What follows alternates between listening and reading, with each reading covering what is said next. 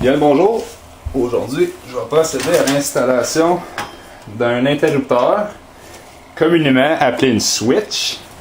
Je vais installer ça à l'avant de mon ordinateur pour qu'il contrôle ma grosse fan ici, mon gros ventilateur. J'ai éteint l'ordinateur bien entendu, j'éteins ma switch au lieu de le débrancher.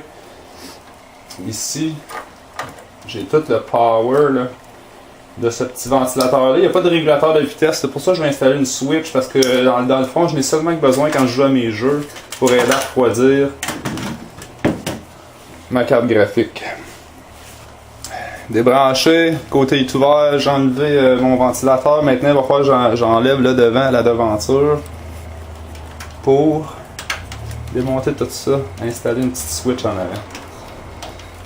C'est difficile un peu. Ah! Il y a un fil qui retient le ventilateur. Je vais débrancher ça. Petit fil ici. Ça. Attends. On recommence. Ah, c'est pas important. Pour ma deuxième souris. J'ai deux souris sur cet ordinateur. Une sans fil pour dans le salon. Et une sur la table. Ça. C'est le petit ventilateur qui s'auto-contrôle la vitesse, puis je veux qu'il fonctionne tout le temps. Puis il est joli, il fait un beau petit rond bleu à l'avant quand il tourne. Et seulement que de devanture, là, c'est simple en caroline. Moi, là, tout ce que je vais faire, je vais prendre ce panneau-là ici en haut, un endroit bien dégagé. Même s'il est amovible, il ne bougera pas. Là, je vais percer un trou là, en plein centre, je vais enlever le sticker.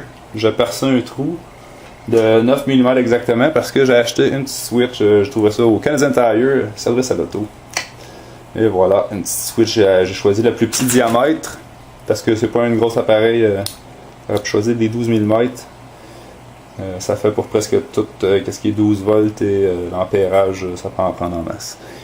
J'ai pas d'inquiétude côté capacité, fait que je vais arrêter là et puis je vous reviens plus tard. Bon.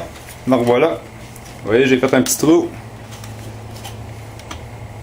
Puis là, je l'ai rentré dedans, un petit peu de force parce que, en tout cas, j'ai mal planifié mon affaire.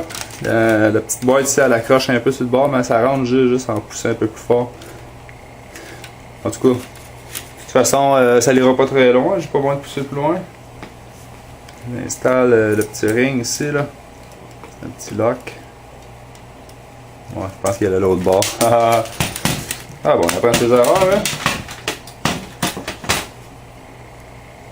Et voilà, on le visse d'avance dessus. Pour empêcher d'aller trop loin, je vais le mettre à peu près à la bonne épaisseur. Un centre. Et voilà, ça sort juste un petit peu. On a la petite bague qui ferme tout ça. J'aurais posé de mettre la petite plaquette aussi, mais j'aime pas ça, une petite plaquette, ça l'élargit puis ça c'est écrit on-off. Moi, en tout cas, je sais que ça veut dire en anglais, mais j'ai pas besoin de me le faire dire. Qu'est-ce que ça sert, ma petite switch?